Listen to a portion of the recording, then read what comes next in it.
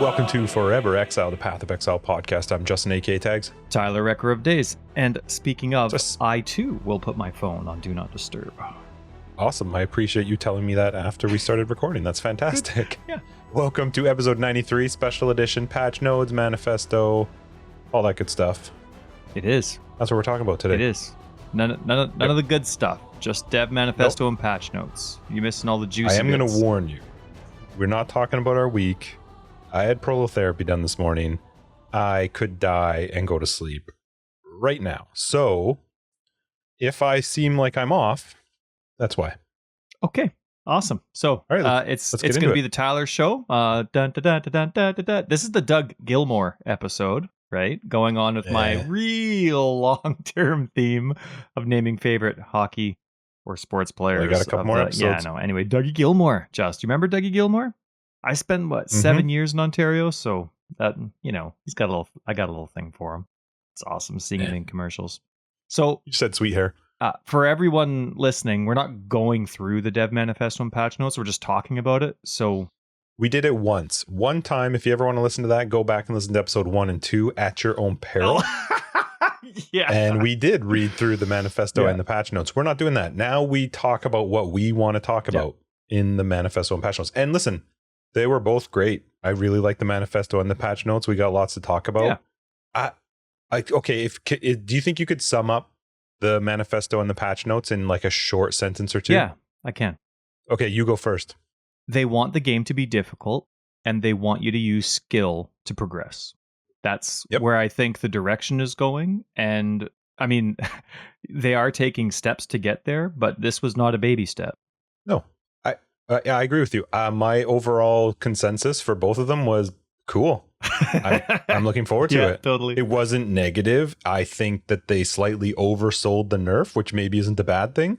Really? To kind of make people feel like it's going to be way worse than what it is. You think that if they didn't say that kind of stuff and then you saw the numbers, I think people would have freaked out. Hands down. But that's what I'm saying. That's why I think they oversold it to make people not feel so worked up when they saw it. When I first read the manifesto, especially, I was like, okay, this is, I like this. I'm all for it.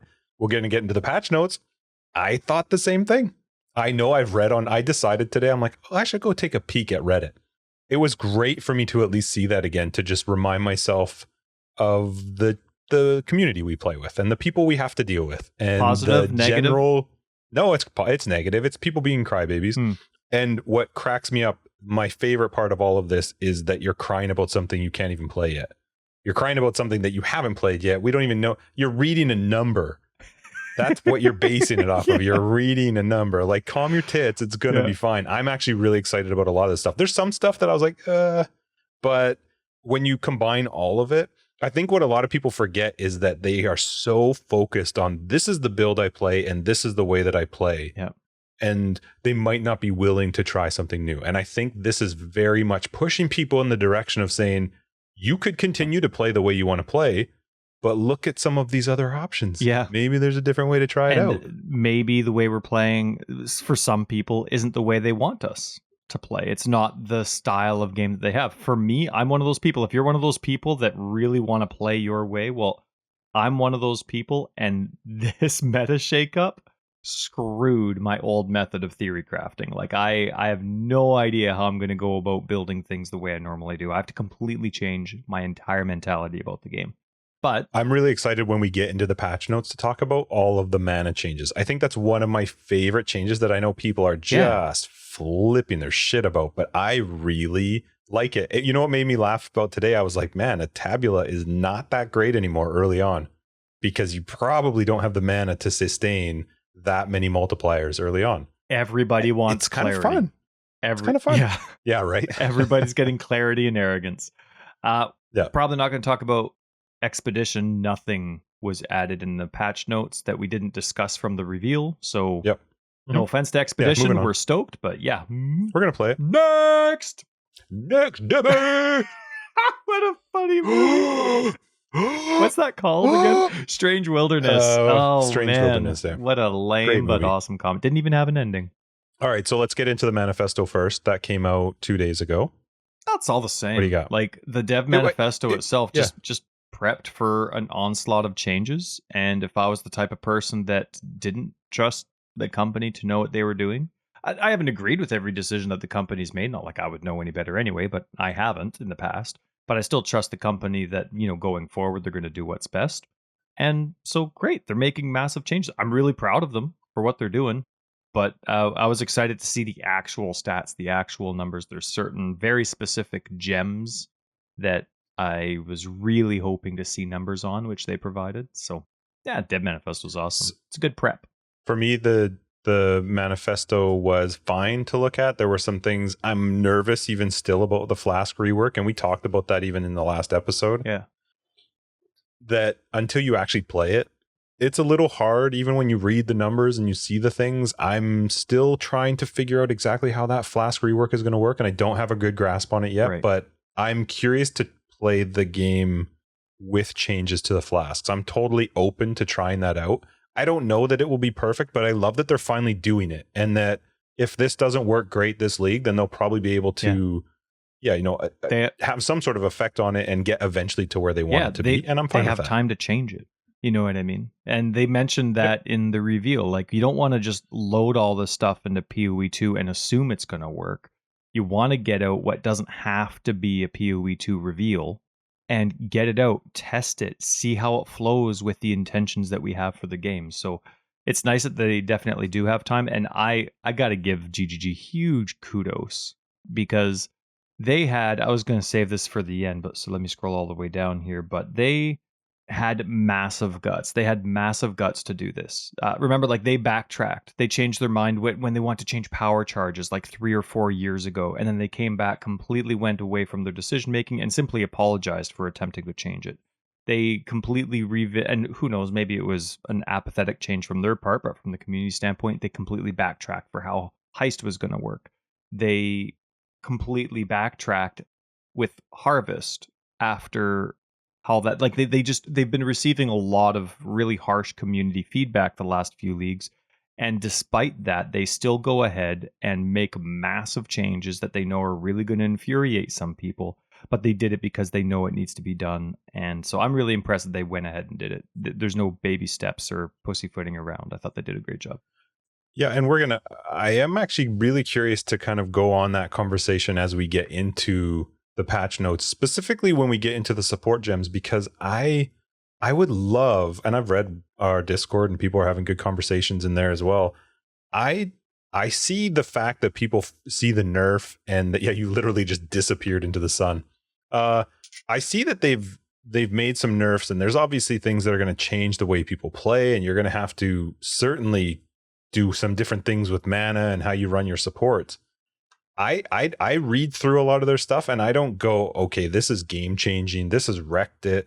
So I feel like sometimes when the people go that far, and I agree with you that they've got some balls and I love that they're making the changes, but I also didn't look at it and go, well, they went way too far with some of the stuff. And I know some people feel like they did. That's a really weird feeling to me, though, when you haven't played it. Like a month into the league, then maybe you might see something where you're like, wow, they kind of missed the mark on this. But at the point of patch notes, how on earth can you be so certain that something has come out that is, like, you know what I mean? That's it just might gel really well with how everything else goes. Sure. But they've really changed a lot. And with everything they've changed, with how Flasks work, with how mana works, with how damage works, they've increased enemy life again, right? So it's one of those things where, sure, you see it, you have your opinions. Our opinions are really pointless, which isn't really good to say at the beginning of a podcast episode, but our opinions are really pointless until we've spent a really good amount of time to it, until we've seen what the new values are, until we've taken a character all the way to as far as we normally like to play, and we see the difference in gameplay. And then you take a new character, a different kind of build, and you do that same content and you compare them, because this is going to take quite a lot of, I guess, experience to really see the value of these changes. It's not really something that if somebody has an opinion on it early, anyone's going to really care about. You know what I mean?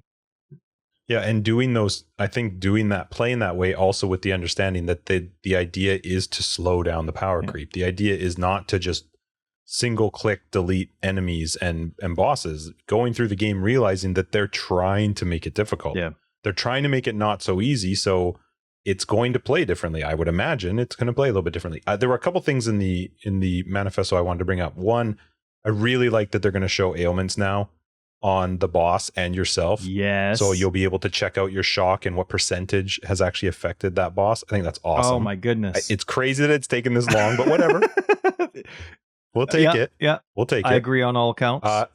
Really excited to talk about this when we get into the patch stuff, but the trigger cost effect, I was telling you before the manifesto, when we did our last recording, I was super excited about that just because of you. I'm really, really excited about it even now. It's needed, and I totally agree with it. It 100% screws over every single build I play. Totally. Yeah. One thing, and again, it's hard because manifesto and patch notes do kind of correlate, obviously. Let's just blend them together. The veiled thing. The only thing I didn't like, and they gave more detail about it once you were reading about it. Well, no, actually, they gave all the details of it in the manifesto and then more in the patch notes. The Aisling craft for betrayal is a really, really dumb change. It's one of the few ones where I read it and was like, it's not about how I play it. I don't need to play this to know that this is dumb.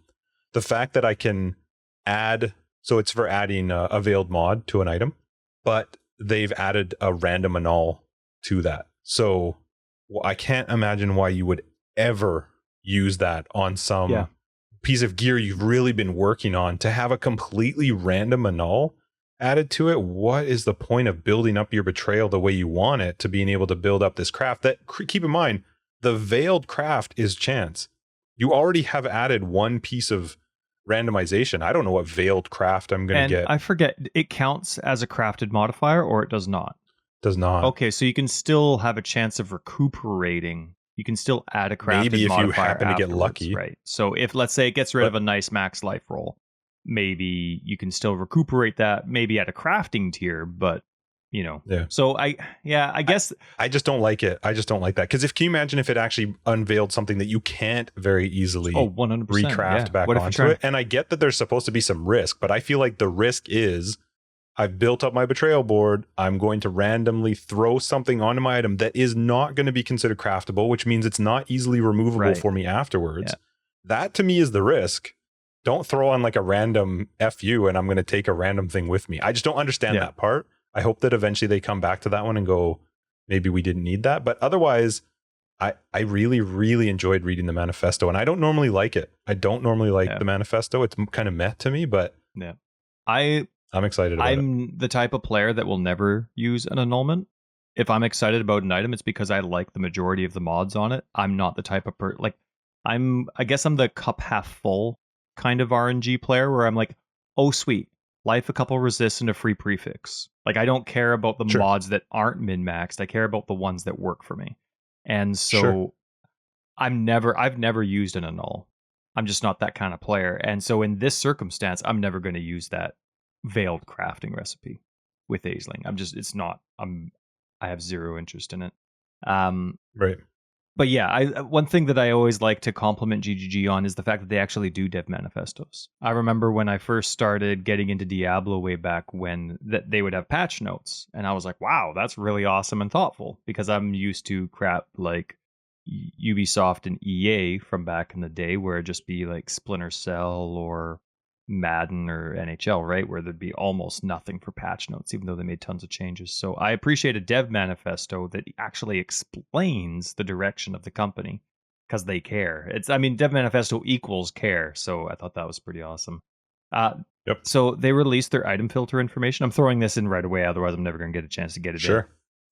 I like that they specify if things are classes or base types. I was begging for that for leagues. They are doing it. But I really wish they told you which content was league content and which content was core content. Because I don't want to guess. You never ever want to guess with a filter. You're screwing over thousands of people's experience if you guess wrong. So if GGG ever hears this, maybe I'll write it down in a Reddit post. I would love for those filter things to be a little bit more specific. Like, core content, league content is easy for them to separate, but I don't know when they list these types of things which ones are which. So anyway, I'll figure it out. But also they added 9 new base types. and ward. But there's 2 expeditions, so that obviously wouldn't be core then, right? Because they said it was 2 expeditions. I'm still not sure. It says available in expedition, so that's not core. Well, when I'm looking at where does it... Added 9 new equipment base types available in expeditions is right on their patch notes. Oh, okay, excellent. Okay, because in the actual item filter information, it doesn't show. Yeah, see, I don't know anything about the item filter. It gives the nice list. There's 3 helmets, 3 boots, 3 gloves. And that's all the ward stuff. Yeah, now, but it's right? just under base types. It doesn't have anything. Yeah, on their notes it says available in expeditions. Okay. All right, and it's right above the new utility flasks, which aren't expedition specific. No, those are everywhere. Gold, that's right. That's throughout the game. Corundum, and iron. So anyway, but that's awesome because anytime there's a new base type, especially a new defense, yeah, it gets pretty awesome. So I'm excited for that. And I'm excited to see how it plays. I mean, the league actually releases on the 28th when it comes out for console, but I guess we'll get a sneak. The few players that play PC will get a sneak peek this coming Friday, right? All right. So with regards to the new skills, I'm still... Oh, you want to jump right to skills? You're an eager beaver. All right. Well, there's not a whole lot in the beginning part of the patch notes that I care about because it's expedition stuff. No, I'm not jumping right to skills. I'm just talking about the new ones that they announced that came out. And this might be one of the very first leagues where I'm excited to maybe try out a new skill as a league starter, and only because of the change. It's kind of a toss up, I guess, because I don't actually remember the numbers. I would have to go back and look at them, but they did a lot of buffs to main skills, so then it's kind of hard because you could actually just take some current skills that I really like and know that the damage is already higher on them. I can't believe some of the skills they buffed. I love it, and we're going to talk about that too, but I actually really like that, and I like that they've made it now so that supports are way different than they were before, and we'll talk about that, but it was one of the very first leagues in a long time I can think of where I've been thinking and playing around with the idea of, do I actually want to start with a new skill, especially if it's a skill that I know that I could easily swap out for one of the skills that maybe got buffed or that I know I could move into. So what are you thinking? What's exciting you? I don't know for sure, because there's actually a few. I really am excited about the Eye of Winter. Yeah, that was you the are. one that I was the most excited about.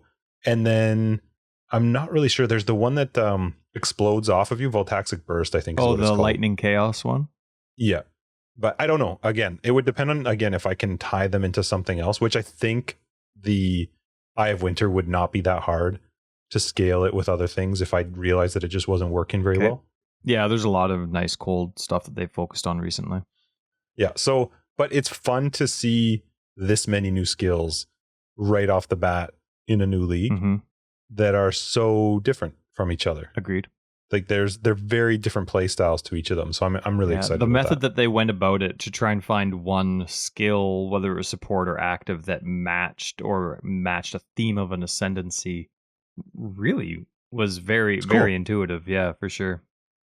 So I'm excited for this whole change because, like I said, it sounds like they're trying to make this game more of a skill-based game, not just a build and then basically watch, almost like SimCity. You know what I mean? You build the character, you'd have the tree, you'd have the items, and you just through the game. So right-click your way through the game. So I'm glad that this is turning into like a very much more slower paced, hopefully, like once they're finished all the acts and all the monsters, strategic, and like you said, last one you really emphasized, and they didn't make it a point in their manifesto, but last league they got rid of a whole lot of movement speed all around the tree and in ascendancies. And they kind of did it again.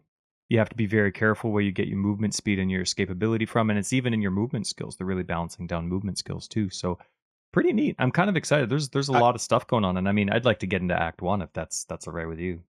Well, I just want to say I agree with you. I like the fact that they're doing it, and listen, I'm telling you, if you're one of the people who likes to cry on Reddit, and I mean, we don't have anyone on our Discord that does, but you just make me so happy, because when I was reading about people complaining about the fact that a Quicksilver now you can roll an additional 6 to 8% instead of an additional, Jesus, I don't even remember what it was, but it was almost double what the actual Quicksilver would roll for speed. That's dumb. Yeah, like one single flask should give you that much speed. 6 to 8% is fine. That's just what is that? The prefix? Mm-hmm. Yeah, like, you're fine. You're fine. Yeah, you're still going pretty Imagine fast. if they got rid of the Quicksilver Flask. There, problem solved. And I don't mind the movement speed stuff. I'm not the movement speed skill or the movement skills is a bit iffy. Like they are very much moving them into a situational use versus just on cooldown to get going faster. Right, yeah. They are much more situational now than they were before, which maybe it's a good thing. It's not for getting around, it's for escaping. Yep. Yeah. All right, so you want to get into Act 1? If you don't mind, I was like, they mentioned in the Dev Manifesto they were going to be redoing it. I can't believe how much they've actually added and revamped, even to the point where they said Brutus has taken the time to renovate his arena. Best line in there at all. Second I can't wait to see it. You texted me the best. No, I'm talking about in just the Act 1 change. You are forgiven. Yeah, not in the whole thing. But I just love they've redone everything. They've modified monsters. They've buffed monsters. They've one part is terrible. Added completely new monsters all across the board. Yeah. But there is a Tar zombie. I know. You're right. Tar is the worst. My son, 6 years old, the other day, is like, I wish there was a way that you could get rid of Tar, even just for a little bit. Aren't there already enemies in the ship graveyard cave that already put Tar on the ground? I feel like there are. It's just now they've added more. It makes me so nauseous when you're going all of a sudden. Oh, I feel like I'm just slowing down. Anyway, so. And now you can't even like quickly move through it. Tar zombies, come on. I mean, I know you want to slow us down, but just make the base movement speed slower and just get rid of Tar. I'm fine with that. I hate Tar. But pretty crazy though to have done another big life change, like 46% increased life at level 1, and then once you get up to level 4, it's like, okay, now we're back to normal. That like Merveil. Oh, it's gonna be a tough fight now. We just got a buff. They just got a buff. Yeah, and. Thank God they didn't give it to Hillock. But they did. But they all this monster life increase applied to everyone in Act 1. But as a result of that increase, they knocked down Hillock a bit. They reduced. Right? So he's still going to have. I don't even know more. who Uzbek is. Who's Uzbek? Uzbek? He's the. They said Hillock and Uzbek. That's the. I think that's the unique Roa in the area where you break the eggs. Oh, okay. Pretty sure. Anyway, and if that's correct, 46% is crazy. Am I proud? I'm impressed if it is. Do you want to get into Flasks? I actually don't have a lot to say about it because they dealt with it in the reveal. And so we talked a lot about it last episode. I'm crazy excited about it. It's everything I've wanted. I couldn't believe they found a natural way to move away from the standard 1, 2, 3, 4, 5. Yet they even kept the 1, 2, 3, 4, 5. I can have Flasks triggered, which I never even thought they would want to do. Like, to me, that's like less interacting, you know what I mean? So and you could have, oh man, so good. So a couple quick points that I'll make about Flasks. One, I really do like it, and I'm more than anything, I like the fact that they're at least trying something, and we'll get to see how it plays out. A couple concerns, we talked about this before. If the flask is not, if the orbs for adjusting these flasks become as rare as some of the other currency, I think it's terrible. It's 100%. Awful. So that's my first concern with them. And then after that, it's not really a concern. It's just more curious because I've always in my head known these are the flasks. This is my build. I'm going to go this direction. They have really twisted these flasks around now where I'm going like, when on earth would I have ever gone, I think I should take an aquamarine. Like, I think that's going to be a good flask. I would never have taken that. Yeah. But now it's like, I don't think I could not take one. And who's going to, I mean, maybe we're all going to be playing with mana flasks now. Mana is going to be a bitch this league. Like, it is going to be crazy. And the 2 new flask orbs don't apply to mana, hybrid, or health. Right. It's just the utility ones. Just utility. I think it's fun. I think it's going to mix things up quite a bit, and I'm excited for that. And I think what I would really like to see, you kind of see it a little bit with a couple of the unique flasks, but I would love to see unique flasks be even more so like, I don't know if they're chase items anymore because they're relatively easy to get, a lot of them, but that they do make a difference. That if you know, that you're not going to skip out on some unique flasks because the flasks you had before, like, I mean, diamond flasks just got crushed, which is hilarious. And it's just, it's not hilarious. It's weird. They really, really crushed them. But I am excited that now the best crit-based flask, you're going with a unique. Yeah. Well, So I think it'll be fun. Yeah, and BK was talking about that kind of with like the mentality when we had her on a couple episodes ago. She pointed out like they probably just want you to get your crit power from somewhere else. Yeah, which is fine. It's like you're just not going to use the flask for all that power now. You're going to use something else. So if you want your crit, you know where to go, but it's just not your flask anymore. I haven't seen the new tree. I know there's a way to update to it, and I should take a look at it. But I got really excited with the flask additions and changes to the tree now. Mm-hmm. It was actually made me quite excited to go check out that right side of the tree, because there's a lot of stuff now that is flask based that changes based on what you're playing. I don't know. I'm excited to see flasks finally do something. I don't know that it's going to be exactly what I'm hoping it will be, but I love that they're taking a step in that direction, and then over hopefully the next few leagues they can get it to exactly where it is that they want it. Maybe it will be already. Yeah. That unlikely to do a major change to a major part of the game and get it right, but I think it's gonna be fun. I hope along the lines of what you said about drop rates for these new flask orbs, I hope they're as common as alterations and augments or transmutes. I really hope so, because especially in your first league, you want people to try it out. You want people to figure things out. You want people to see what, like you want them to experience the content and see what these new changes are like. Sure, maybe in what are we coming into? 3.15? So maybe in 3.16, you change the drop rates to something more alky, maybe. I don't know. But if you're going to make them more alky, then you need to make them more targeted too. Yeah. Like if you're going to make it so that the roll is random, they can't be alky and chaos rare to me.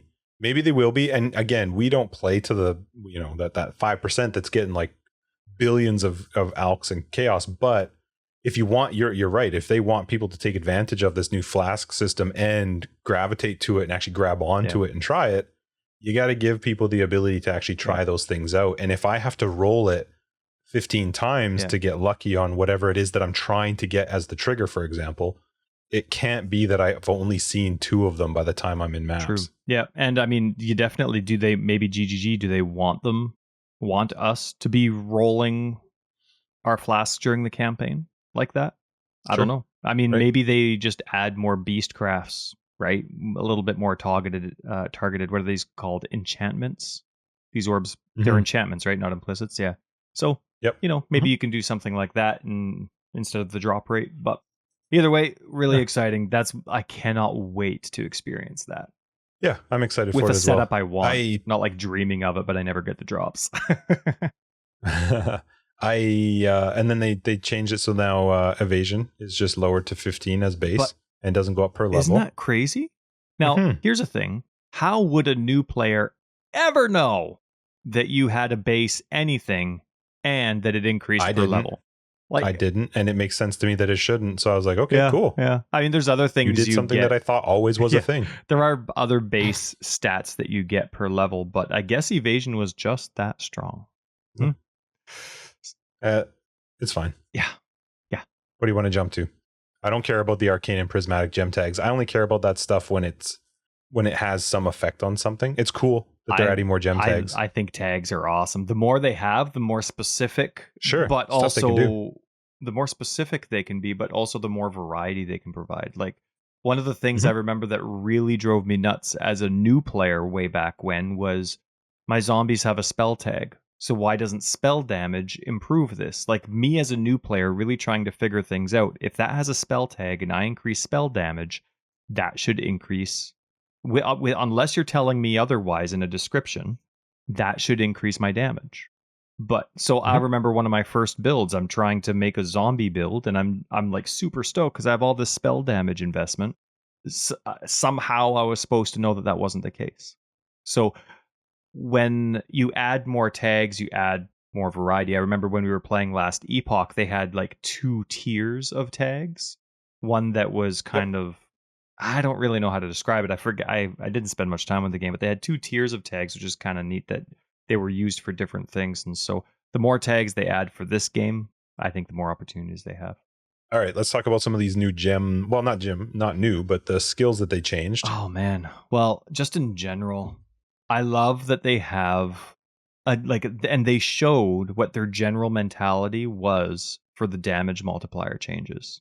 You know what I mean? Like basically you would have gems that provide a useful benefit as well as damage. you'll get a certain damage percentage, right? Like 20 to 25% or something like that. But those that only give damage and have a very small restriction, so like can be used in a wide variety of circumstances, 30 to 35%. And the ones that have a really big downside to using will have a really big upside in damage, and that's around 38 to 48%. So I liked actually seeing their mentality of the high risk, high reward, what the gauges were, and it just makes perfect sense.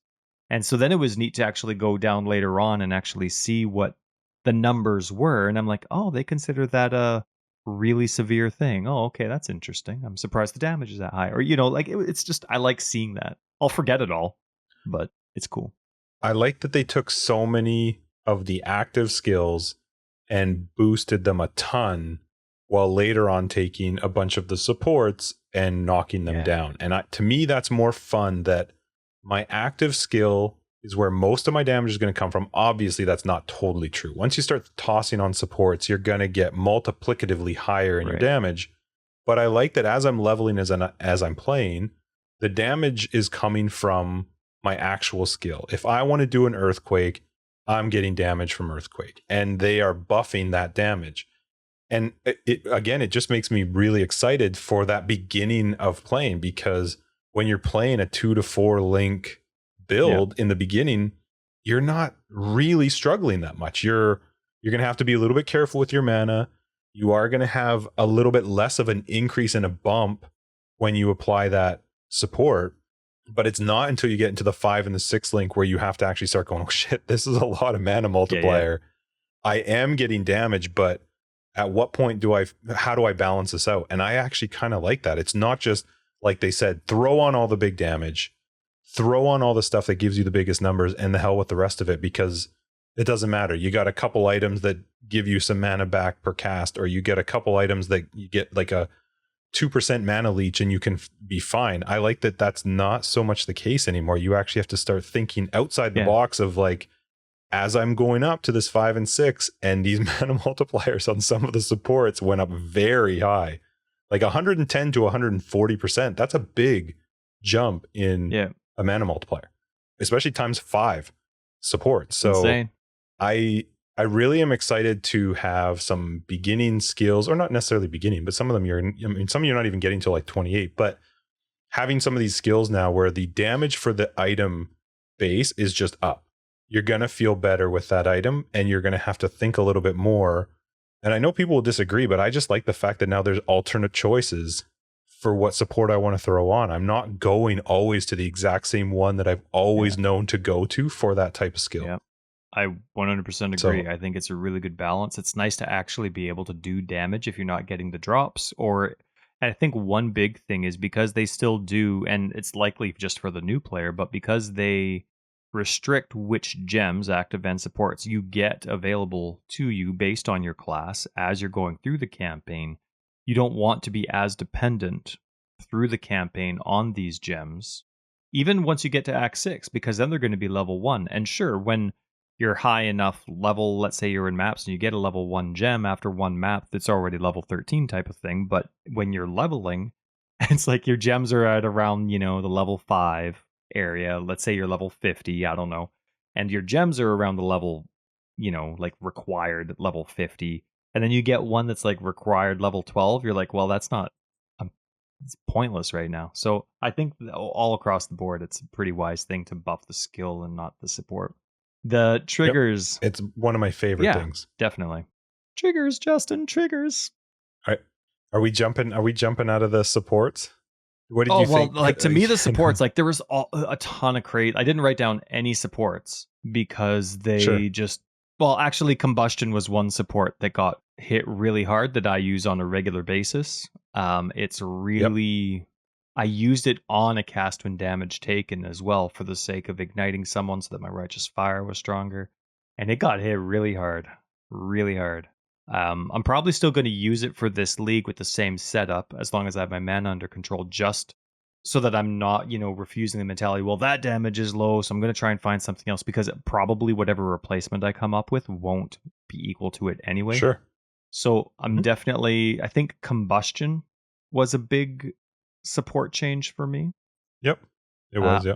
Had a big Minion Damage was a massive one. Interesting one, yeah. Very smart. I'm a minion freak. I have Minion Damage on all my stuff, but I don't disagree with this one at all, but I'm never going to use it because I don't like duration minions, and I don't want to risk my zombies, of course, that aren't duration. I don't want to risk them dying. 25%. Do you think that 25% less max life is enough to make them die often, though? End game, leveling up 100% with you. They're going to be dead all the time. The game's getting harder. I'm not going to risk it this league or next league. That's for sure. So I'm like, for me, when you want minions to be able to survive everything except for the reflect of their damage, you do put a good investment into their survivability. Do you not get life on the tree or anywhere else? That's what I'm saying, though. Like, do you think that 25% less is actually that big? Less. Then? It's not it's not decreased. It's less. Like, that's cutting it down by 25%, basically. So yeah, that's massive. If I'm, especially because the whole reason that I'm necro, I can get a greater damage output with the exact same tree and skills if I go champion. Well, I mean, this is 314 stats, not 315. But if I went champion with my bone zombie build, my zombies are actually doing more damage. It's their life, and that's the reason that I'm the necro, because I get the +2 to all my minion gems through the Ascendancy, and that's a massive life boost. So but I think it's a really smart change. I think it's a really smart change because it was just a basic given for any minion skill. Let's see. I think that's the case for a lot of these skills. I think what they've done, I know a lot of people don't like it and feel like it's heavy-handed, but when I was reading through them, because you kind of start to read through them and you're like, okay, this is copy paste for them, where it's like, okay, the mana multiplier has changed and the damage or the, whatever that other multiplier has changed. It was like copy and paste for a lot of them, where you just felt like they were that's the same thing. And then I started thinking to myself, I'm like, well, that is the same thing. Like, they're doing the same thing to all of them. It's not like they're heavy-handedly crushing a support and forcing you to go a different way. They're kind of saying, like, look, this is what everybody uses and we're cutting it down. You can still use it because, like you were talking about with combustion, there may not be a better option. It's just now you've got less damage, you got a little less resist that you're penetrating, and that's just what it is. Find it somewhere else on the tree, expect different numbers, hands down. Sure. And it's just not just your skill that's being affected. It is across the board. And now you have to go, you know what I mean? Like, there are so many supports that were affected here. I'm fine with that. It didn't feel like they were just targeting melee or targeting spellcasting or targeting minions. They were like, no, this is the game, and we're finding that people just have way too much at the end. Here's how we're going to tone it down. Traps and mines are going to be in a good place. That's for sure. Traps are pretty good. But remember, it's not like they're trying to favor. I'm fine with that. When have traps been good? When have traps been good? Like, forever ago. But here's the thing, though. They couldn't do everything this league. So traps and mines are coming. So don't you worry. But you know what I think one of the smartest things, I mean, we both are in agreement that this is a very smart and well thought out, obviously, grand scheme nerf. But life tap, the change to life tap is so smart. They made it cost more life, and it costs 300% mana instead of 200% mana now. Because they want you to invest in mana, and they don't want the cheap out to be life tap. So it gives you less damage, it costs more life, and it's 300. So it's the base cost of life has increased. The percentage went from, instead of 200% of the mana cost, it's now 300%. When are you going to find another 300% mana multiplier? Crazy. And it's giving way less of the more damage. So I thought 10% that was really smart, because you overlook that one skill and all the mana changes you make are nullified. And the one thing that I like too about life tap too is they didn't hammer it so hard for as you're leveling. Yeah, right. So as you're leveling, I mean, besides the 300% multiplier, but really the 300% multiplier early on in the game is not as bad as what that's going to be when you're later on in the game.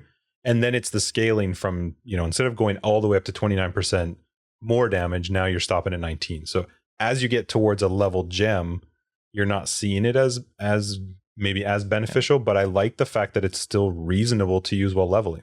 Right. Your life cost went up by 6. That's not the end of the world as you're leveling. I mean, it went up by 70, which probably still isn't. It's not, I think you're right. It's not that's the part that's the problem. It's now you've got a 300% cost modifier versus 200%, and that's kind of fine. I like that. It definitely makes it, especially when you went to town on mana. Right. Yeah. So it makes sense. It's otherwise everybody would have life tap everywhere. Hands down. If they didn't. So it's at I think numerically it's at a good place where you're like, that's not a shoe-in. And right. Maybe investing in mana isn't a bad idea. Now, one thing for me though, in regards to all the this is a damage subject here for me.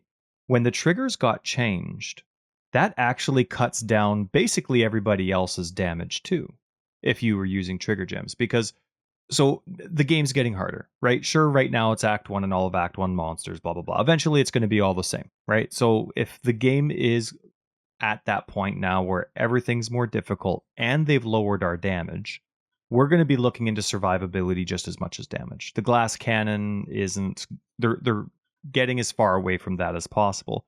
But now that I have to consider mana, and I have to make sure that I can't just, get 99% of my mana 99% of my mana reserved, I have to make sure that I have room for all this, whether it's cast while channeling, spell slinger, like every single trigger skill costs 100% of the triggered mana or a triggered spell. Casualty damage taken's at 200. Talk about broken heart for Tyler. Oh, it was 250, isn't it? Oh, it better freaking. Oh, it is 250. Oh, no! I think it was 250. Oh, that's even worse. People, I'm not writing guides anymore. I'm out. Bye. But here's the thing: like, you have to plan so much around mana and the mitigation, unless you're doing life regen and you add life tap to all these skills. What are you going to cut from your build to make sure that you have the mana available for everything you want, including your trigger skills, including the benefits of spell slinger and all that kind of stuff? You're probably not going to cut out survivability, so damage is getting decreased even more just with all the trigger skill changes that they did. Let's see. There was a couple other skills that go ahead, you go up. I was just going to say, I think what I hope people take away from this is just to give it a chance and figure it out once you're actually playing, instead of just reading the numbers and going, oh, these are all nerfs. If you read the support gems, you're right, they're nerfs. But if you read all of the active skills, they're all buffs. Yeah. So just don't take one side of it and just cry about it and say that it's terrible. Go try something else. I'm really, really excited to go in. My brother actually was telling me tonight, because we were at our birthday, he said he's playing Path of Exile this league. What? And he says, better play with us. I'm not playing. Yep. He says, but I'm not playing a guide. I just want to go in and see how I can play it. And at least I feel like if you came in blind into the game right now, you at least have a little bit better chance, because the active skill is strong. Right. Your active skill is strong. Well, yeah, right now for sure. Your active skill is going to be stronger. And I don't think you can take a wrong choice on a support right now. And there may be some that are obviously just awful that don't work, but I think there's a little bit of room now to play around with learning some of the new, or not new, but learning some of the supports that maybe you just didn't think about before. And I don't think that's a bad thing. I know people get so used to playing the game like, okay, day 1, I'm going to get to here. By day 2 or whatever, I'm in maps, and this is the skill I'm going, and I need that item, and then I'm going to have these specific supports, and then I'm just going to right click. I get it. But that's the whole thing they're trying to move people away from, is saying like that we don't want that meta to be the thing anymore. Try something Be repetitive if it's your preference, but not because it's the smartest thing to do. And also, you can still do it. You're just going to do less damage. And that's okay. That's the whole point. I mean, there are some things that they like Spell Slinger does not look great. And Archmage not look great. I get it. But they were go-tos. But it doesn't mean you can't. Sure. And it's not that you can't. You just get creative. I don't know how. I don't have an answer for that. But now you were saying that I'm really excited to try new stuff. Hands down, me too. You were saying, and I mean, slam skills, I was surprised went up because I thought they were going to get nerfed, and strike skills are going to get increased. But this whole global change makes more sense. Yeah, and I'm really glad. It was nice to see, just because I'm a minion guy. It was cool to see Dominating Blow get more damage. It wasn't more minion damage. It was just, the normal strike damage.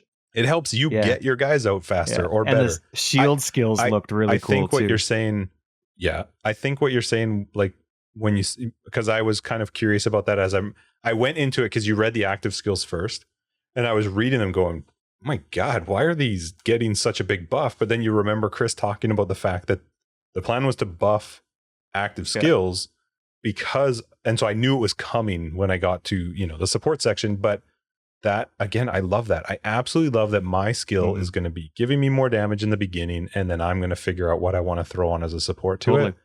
I really think it's going to be fun, and I'm fine with the fact that numbers are going to be different. I also never was one to pay huge attention to whatever the number was in POB.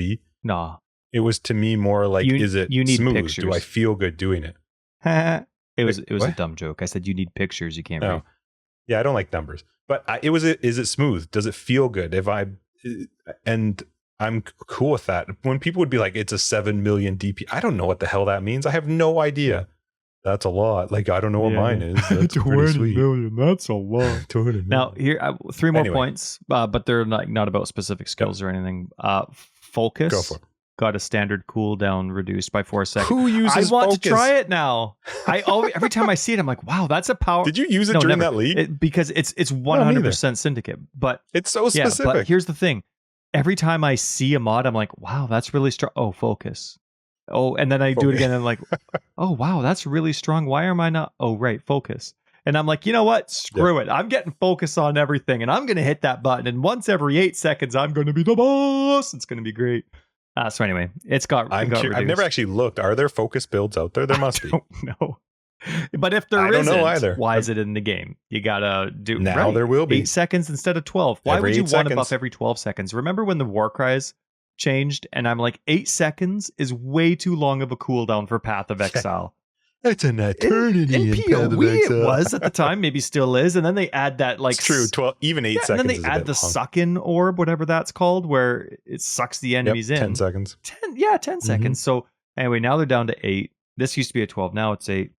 So golems, this makes me laugh because it's like, okay, yeah, the normal person had like this stat makes sense to where was the brackets? Yeah, that's right. Where was the brackets? Where's the reference point on the screen? So what I'm talking about, people, is right. Golems have an aggro range of 50 now. Period. Yeah. Every other one they're like previously now, something. I read the same thing and I was like, what the hell are they talking about? What was it before? Like, there's not one part of the game that shows you anything to do with range. You might have a numerical value, but you don't have a screen value.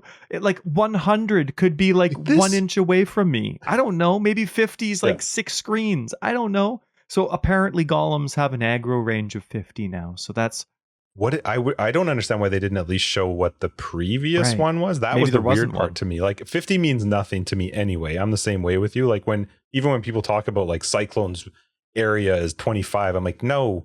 Can you give me like an actual thing I can use? Like, how many steps to the right does my player need to run? Yeah, that's right. But not normal steps, just like you touch your heel to your toe. Just a normal one, not right. fast. Yeah. That's right. I'm going to repeat it again just because this is like wrist slitting worthy here. Cast when damage taken has a 250% cost. Okay, so what do you use that for on most of the time? Okay, so a lot of the time it's a low level one, right? So it's a cast when damage taken 1 or 2. I normally do cast when damage taken level 2. But that doesn't seem to have any effect on the cost. No, but it does mean that my spells are lower, and so they're not have to be lower. So what's an example I would of one have you would use? Desecrate and Flesh Offering, maybe increased duration. Or I would have Desecrate, Flesh Offering. I love Purifying Flame. That's a free 6% life regen when I'm in the right spot. And if you... Well, a level 1 cast when damage, you can get up to 38. And level 2 is 40. And so I always like to go to level 2 because with Purifying Flame, when you get Purifying Flame to the requirement of level 40, the Consecrated Ground increases by 1 range, whatever that means. But I know the AoE is bigger, so I liked that. You all right? I'm okay. I know I disagreed with you. Not disagreed, but I didn't really give you the credence you deserved. The new wiki is fucking yes, okay. That's from like last episode or 4. Yeah, it's brutal. So anyway, where's the level required on it? It just says XP, total XP. It doesn't tell me. What? I'm trying to look at Flesh Offering. What level would your Flesh Offering? No, just tell me. Do you know what would your Flesh Offering be? Yeah, Desecrate would be 7. And so your mana cost is 23, so you'd be and so then now you're looking in the 70s. Increased durations. Well, not 70s, maybe 60s. Yeah. And then Desecrate's there, but there's always going to be 3, and then there's either going to be a support or another active skill, so it gets a lot. Sure. Another one that I like to do would be something like I really like having Withering Step on there as a nice escape where cast damage taken level 1. What would be... That would be low cost. Withering Step would be a low cost. On the Righteous Fire guide that I have, because I don't use Elemental Equilibrium, I have cast damage taken level 2 with the Purifying Flame that goes up to a requirement of 40. Wave of Conviction for the negative fire, for the fire exposure. And then I'll have Combustion, a full level Combustion on top of that. A lot of them are relatively cheap mana costs. And I understand that they can get a bit higher, especially now with the new multipliers on the supports.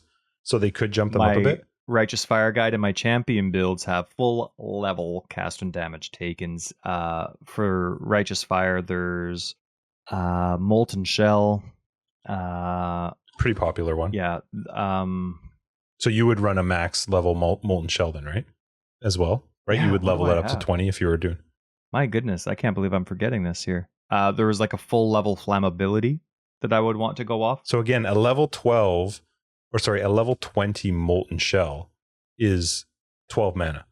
So I understand that there is that 250% does add up, especially once you start adding all the supports to it. But I think it might still be. I think what's going to end up happening is you're going to be taking. Never mind, it's Immortal Call. Aura off. Probably, yeah, 100%. You're taking an aura off, but then you also need the replace it with the recovery too, right? Like there's Stone Golem. That's a big one. Golems are expensive. That one's 54. Sure. Immortal Call is 36. Flammability is 50. Now, sure, that's on a level 20, so you're taking 3,000 damage, but it really adds up. And so you're not only losing damage because you want the recovery as well as the mana space. Is every build going to have Arrogance and Clarity? Maybe, but then they're still losing out on something else because you need the gem space for it. So it's really I think one of the difficulties too is because of your playstyle, the cast on damage taken is a very big part of the build, whereas a lot of people, the cast on damage taken is it's just an extra part to the build. Like, okay, I'm going to get something that might help me or whatever, but it's not a big part of it. But I think, again, the supports are going to hurt you more than maybe whatever your active is that you're having casted by the cast on damage. Because, I mean, if you take a Mortal Call and you all of a sudden bump up, I don't know, in a 4-link 2 supports onto that 36 or whatever that cost is going to jump up relatively quickly. Watch next league. Chris or Jonathan, whoever's going to be on the Twitch thing on the next reveal, they're like, so we're really trying to get rid of one button play styles. We really want the community to be more interactive with the game. 500. I'm like, I'll make it work. You know what? Do you want to know what I like, Ty, about this? I love that it gives you something to figure out. Like that. Yeah. Like, and it's something to now go. And I think that you can still make it work, but now you have to figure out, what do I lose or what do I adjust for it? Because it is, I understand where they're coming from on the cast when damage taken change, which is the fact that it's just free. You didn't have to, it didn't cost you anything. You could still run to a max. Yep. And absolutely. You got a bonus out of it. 250 might be a little steep, but cast when damage taken is probably on every single build in some form or another. So I'm really excited to see what people can do with it to try and still make it work. And it's for one league, right? They're going to be looking at trigger skills big time.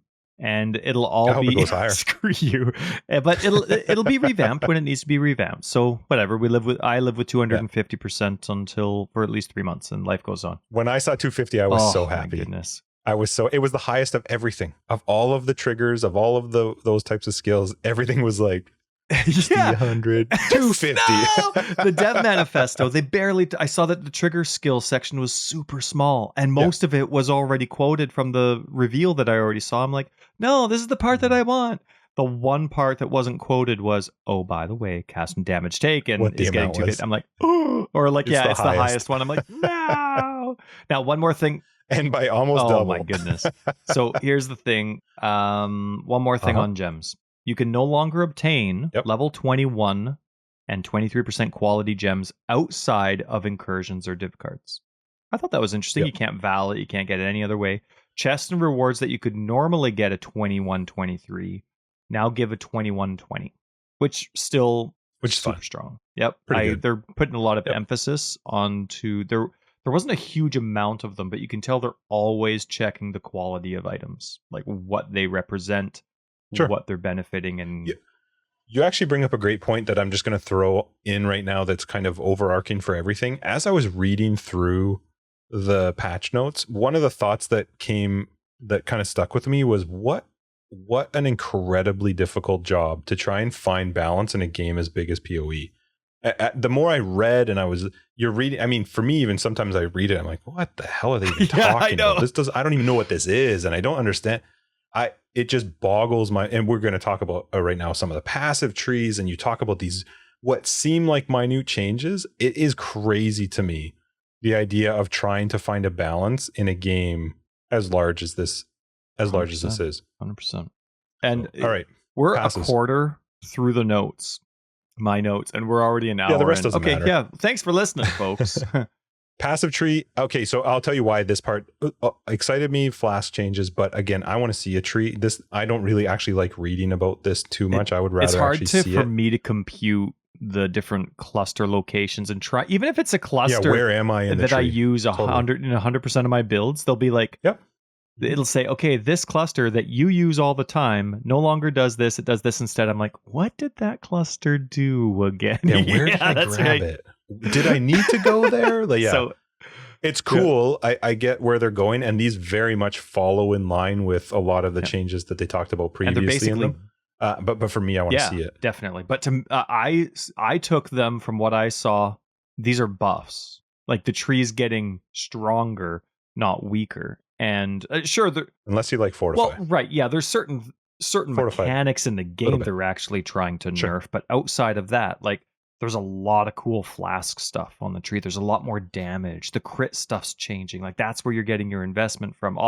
I like that they moved it to the tree. Yeah, exactly. That's where you're looking. And for so that now kind of you still have your. I mean, I always aim for level 90, so 113 passives if I'm not the scion, which the scion's awesome, but. There's a lot of other, and here's one that I absolutely loved. They actually have a notable, I think I wrote it down, even though it's never going to matter to me. The adamant notable, remove corrupted blood when you use a guard skill.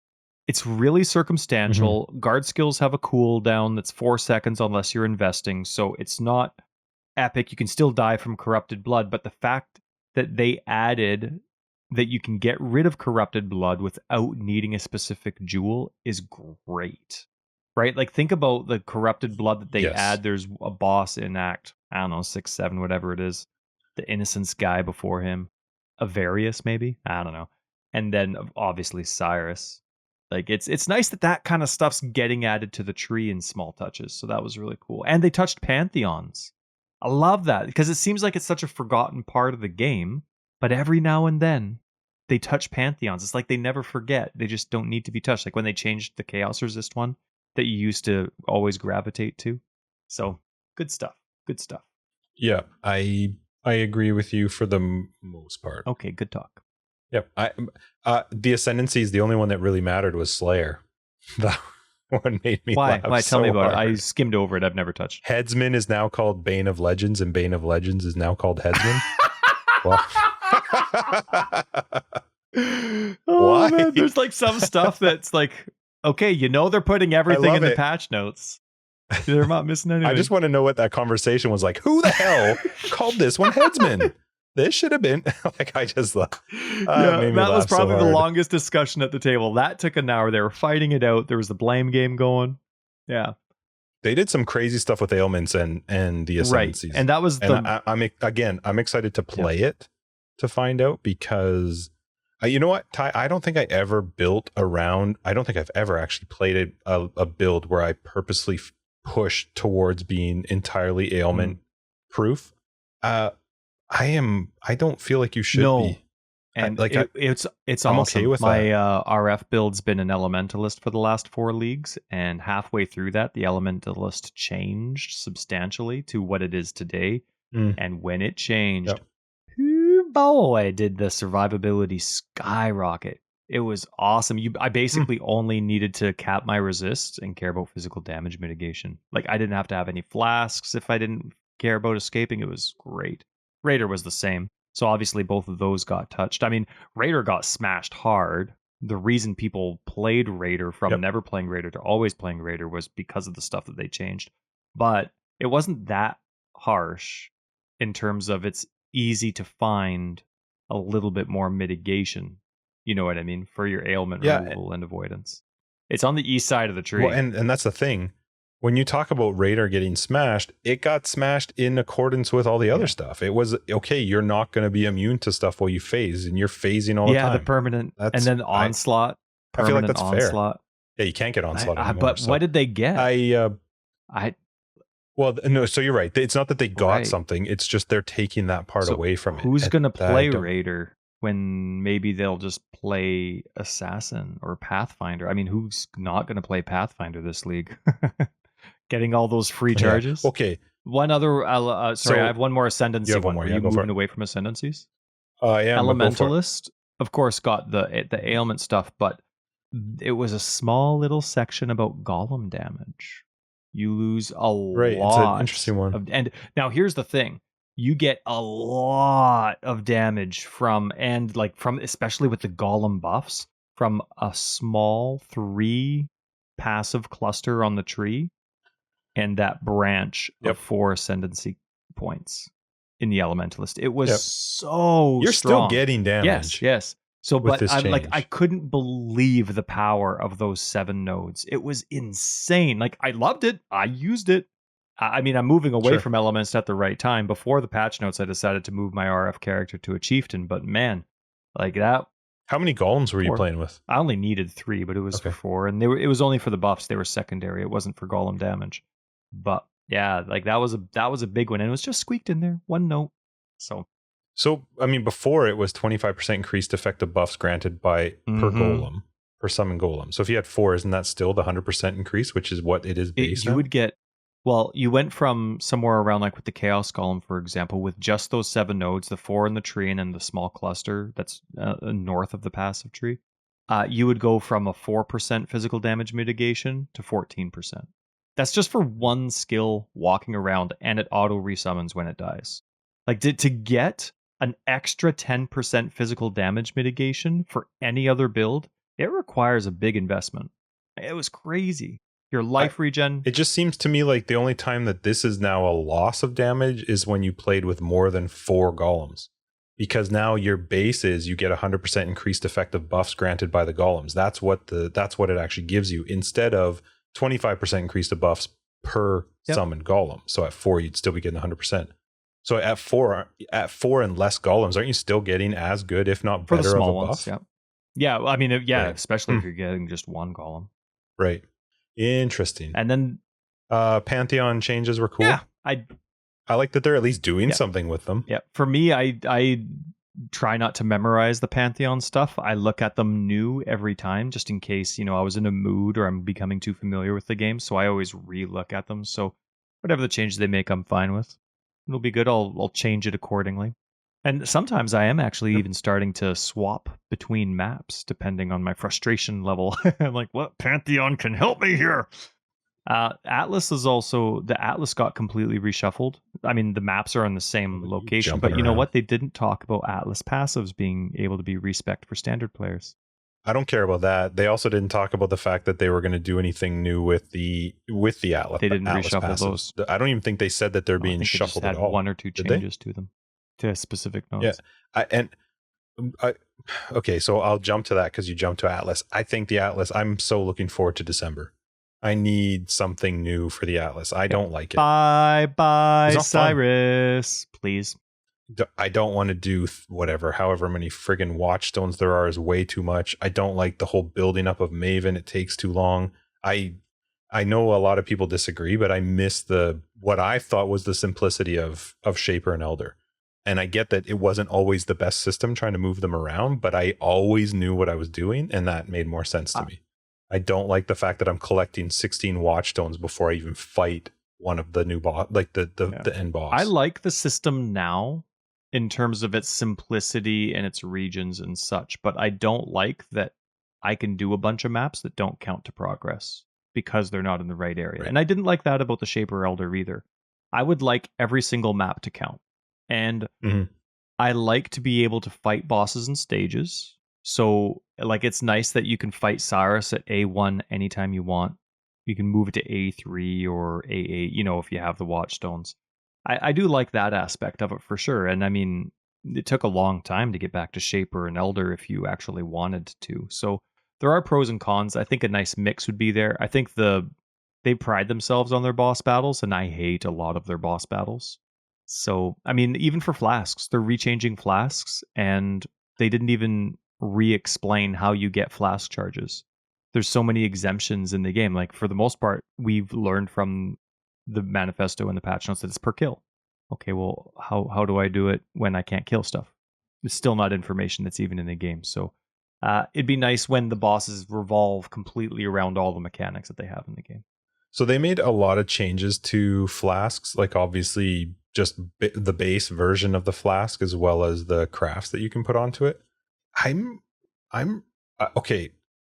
I'm going to use Bleed the Staunching just as an example to read to you, because to me, I don't feel like it's clear enough what's going to happen when I use this flask.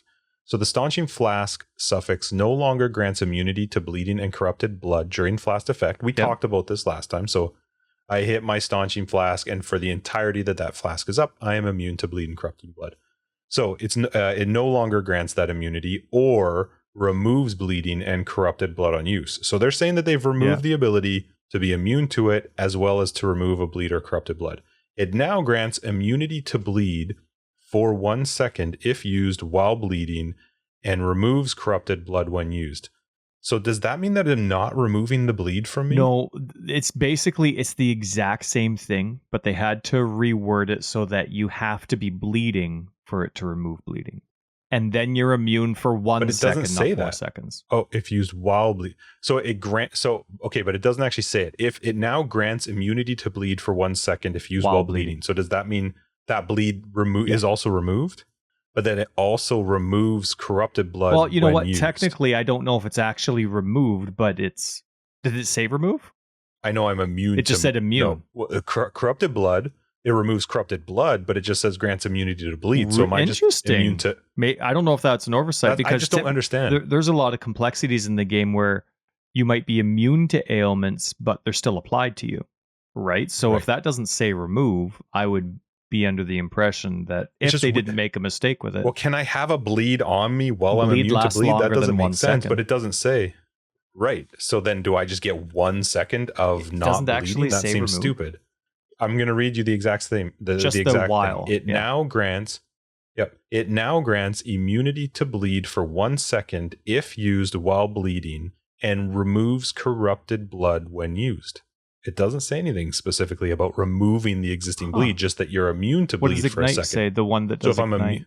Okay, so of heat no longer gives immunity to chill and freeze during the effect. It now grants immunity to chill for 1 second if used while chilled, and grants immunity to freeze for 1 second if used while frozen. Again, that would make me think that I am no longer frozen if I use it while frozen. Otherwise, what's the point? Interesting. It'll be interesting to see how they play out. I mean, the of heat one, to me, I'd probably go the aquamarine side anyway. I love the idea that you can move while frozen. Yeah. I think that's cool.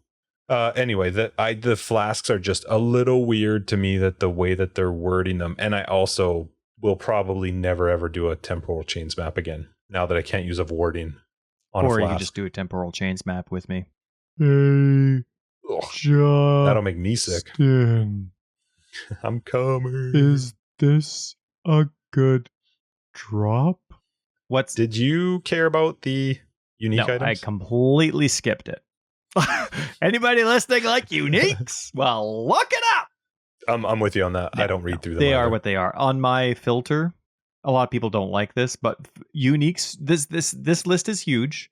Every league, it's a massive list of changes, and I'm not going to go through my filter every single league and redetermine the currency value for Trade League. Heck no. If they never change, like div cards, for example, don't change, or I don't know, other things, I'll reorganize those, but not uniques. What's your face for?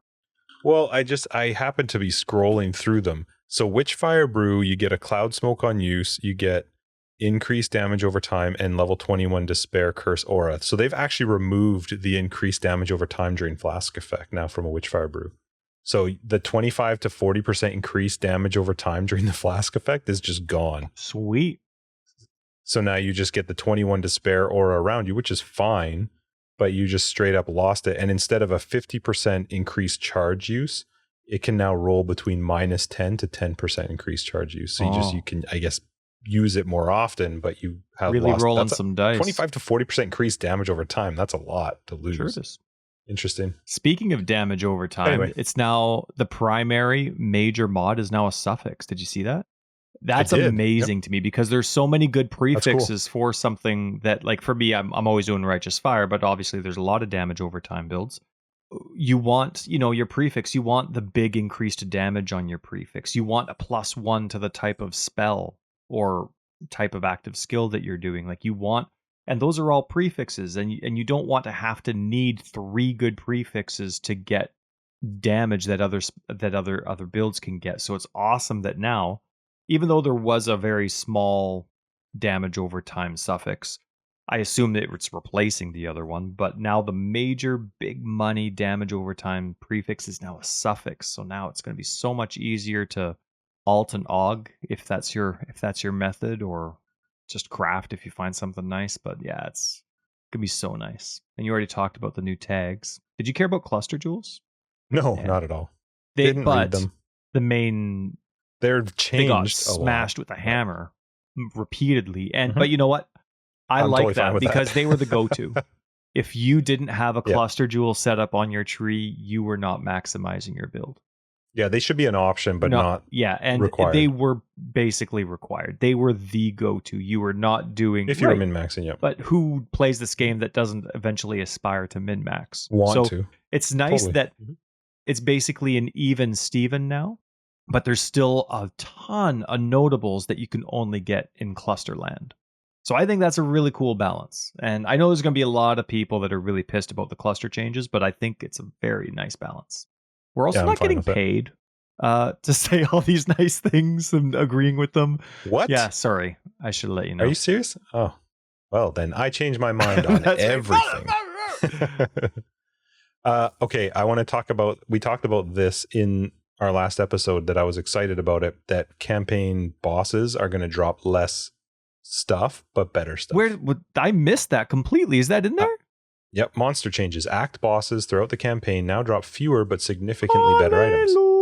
I wish that it said all monsters throughout the campaign now drop fewer but significantly better options. It's a start, but I'm excited at least about that. That's cool. Sorry, so I'm kind of I obviously have a different order. You jump wherever you want, buddy. So I have 2 more points in item balances. Where are you at? But all right, go for it. Chaos resistance implicits went up. So the Amethyst ring, and the Blessed Boots that are no longer called Blessed Boots. Thanks for it's called something else, right? Another filter frickin' change. It's fine for me. Wonder why. I didn't see anything else. You can't have Blessed Boots for Chaos resist. That doesn't make sense. I think it's actually totally makes sense. Anyway, Chaos.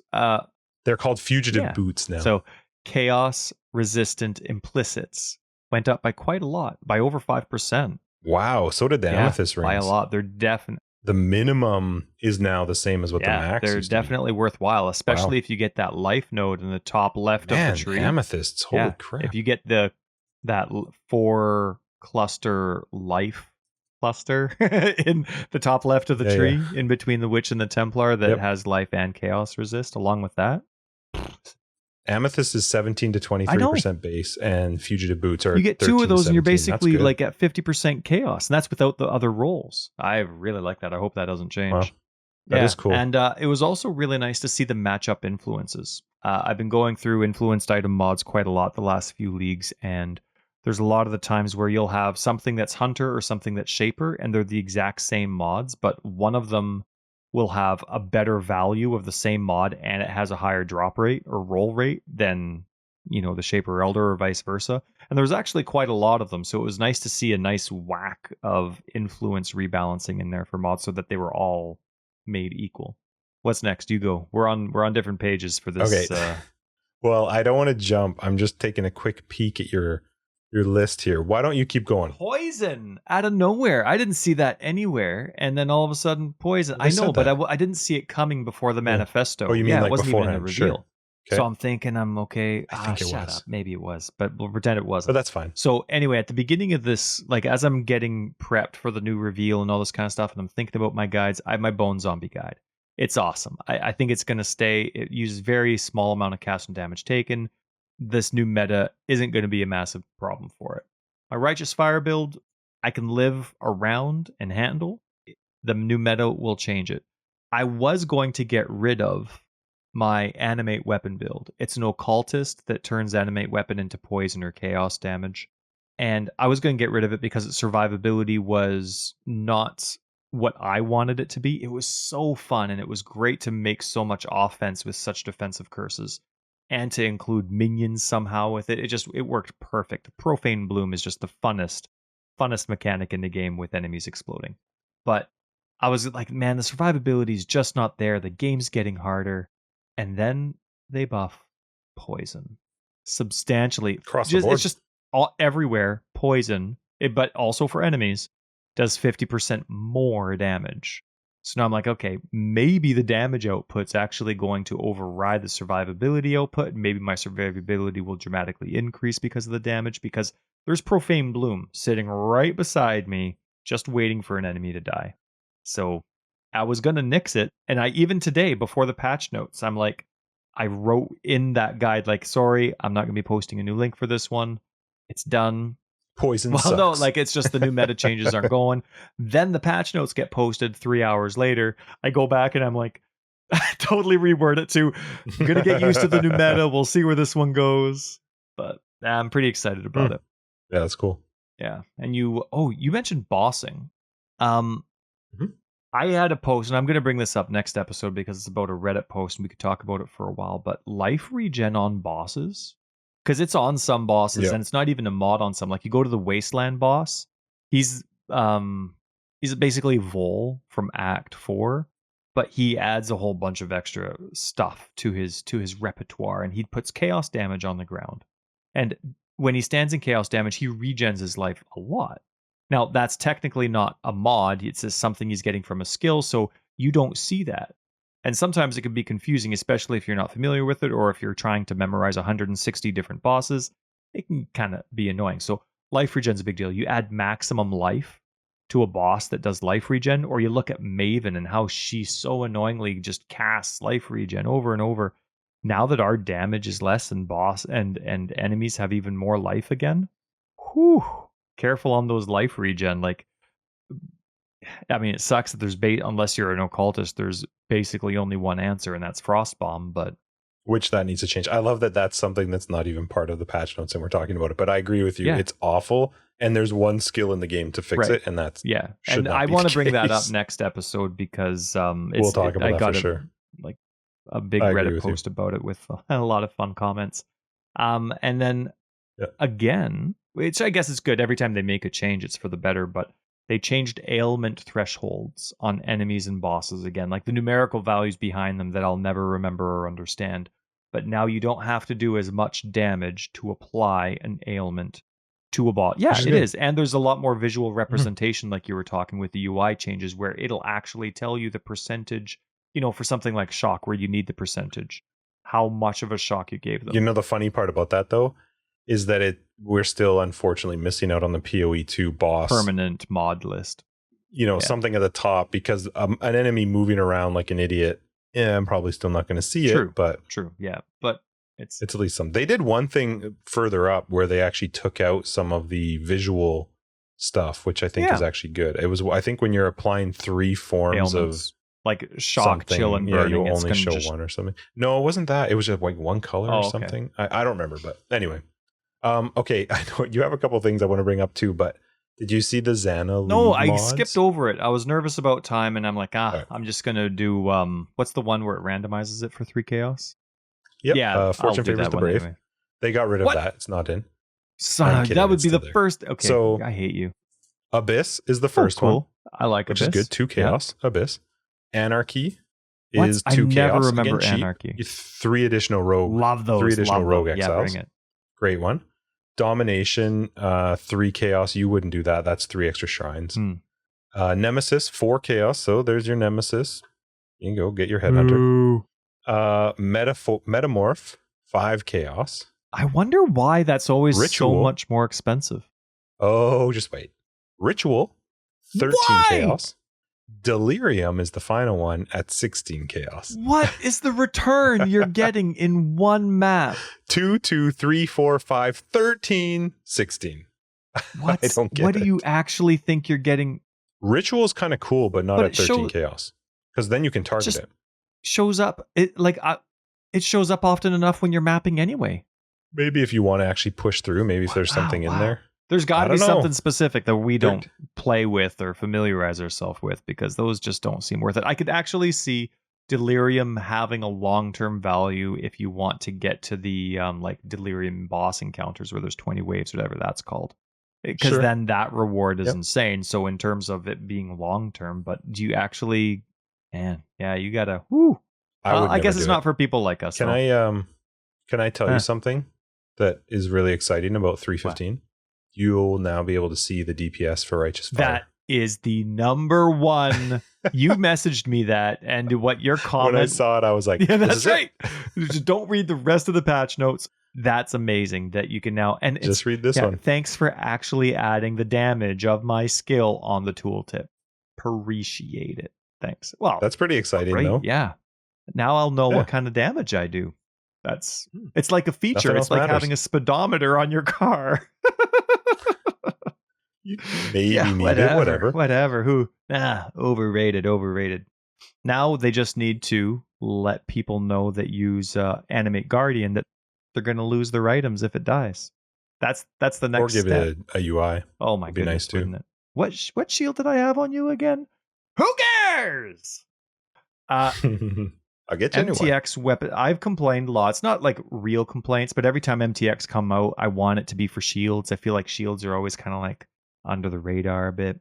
The last couple, I don't know, months, leagues, they've had some decent shield MTX. Problem solved. Just weapon effects can now be applied to your shields in MTX land. That is so cool. Which is Very awesome. cool.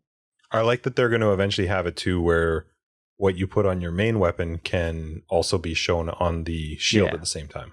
Or they said that's right. coming. So it's not even like That'll if be you nice. absolutely love an MTX, you don't have to double up and buy it twice. And it's nice because then it can match too. You know what I mean? Like, for example, I really like the Verdant set, one of the oldest MTX sets that exist. When they started coming out with new Verdant stuff, I'm like, that doesn't match the old stuff at all. It sucks. Like I can't. Plus, you were so limited to what you could do with a shield, so it's exciting. Not to mention, the only thing they're missing now is let me dual wield shields. Oh man, oh yes, please, can't yes, wait. please. It's got to be coming.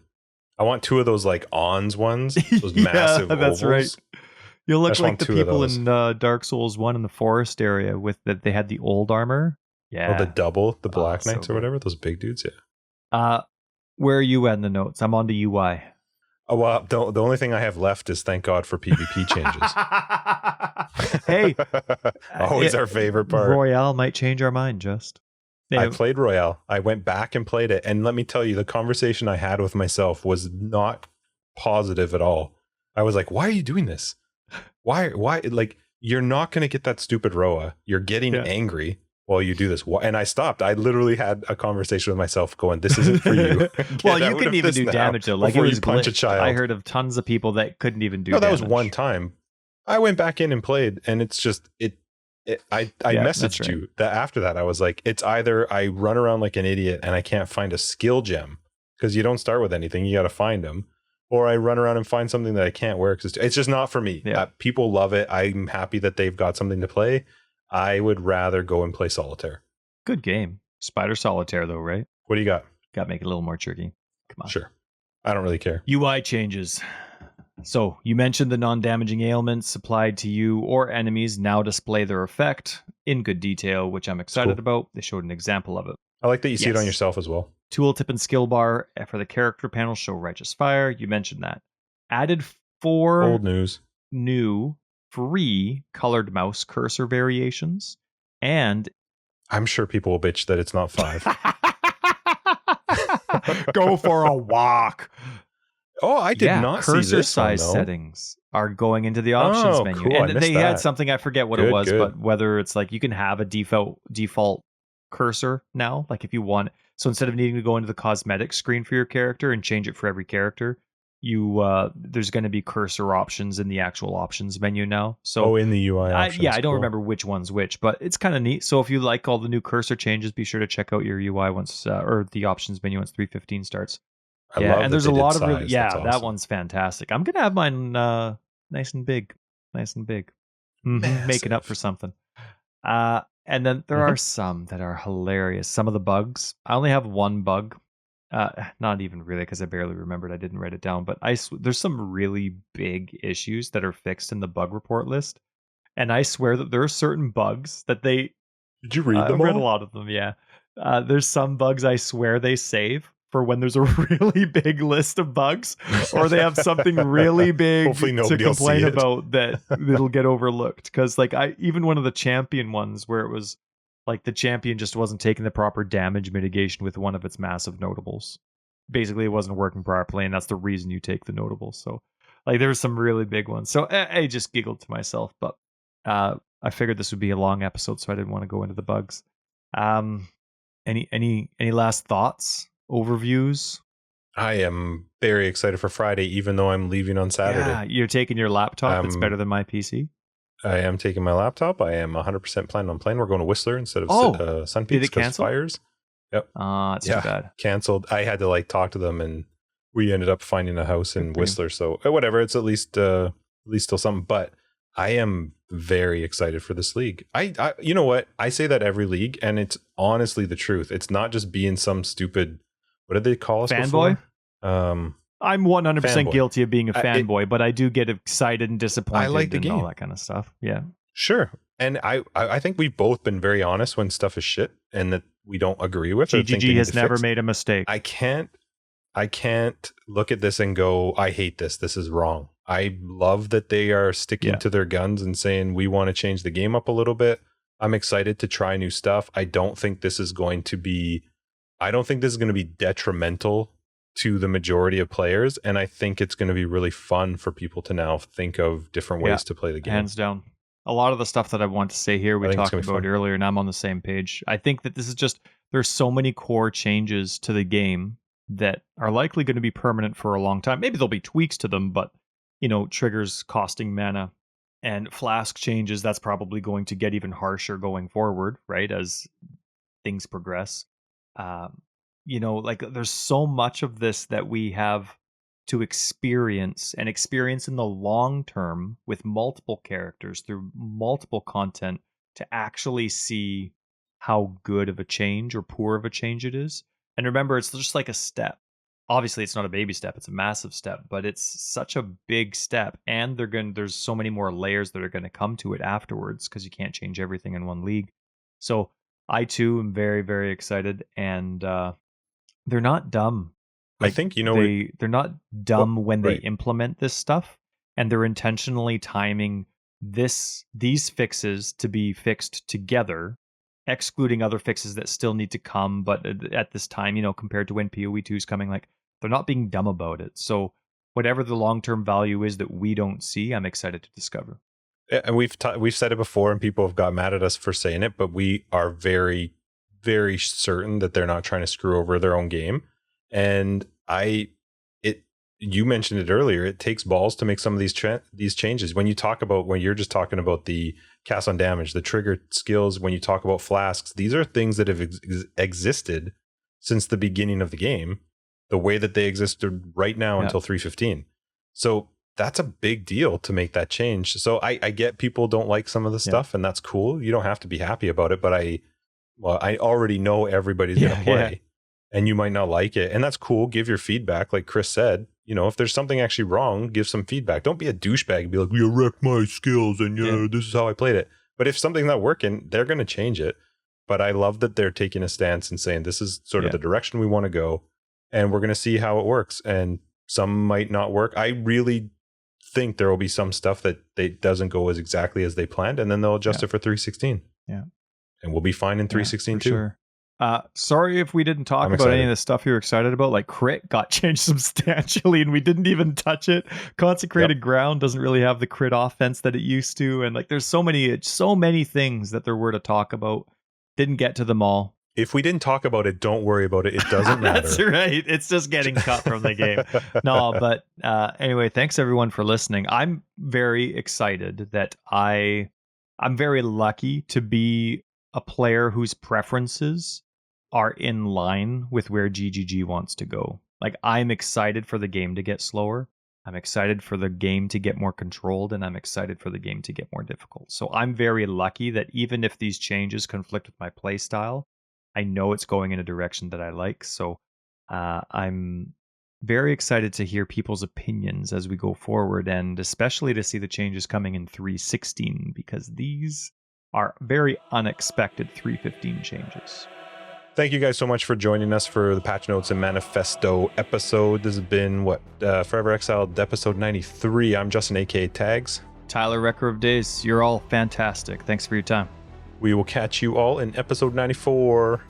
Have fun on League launch. Oh man, just around the riverbend. So cool. Trigger gems.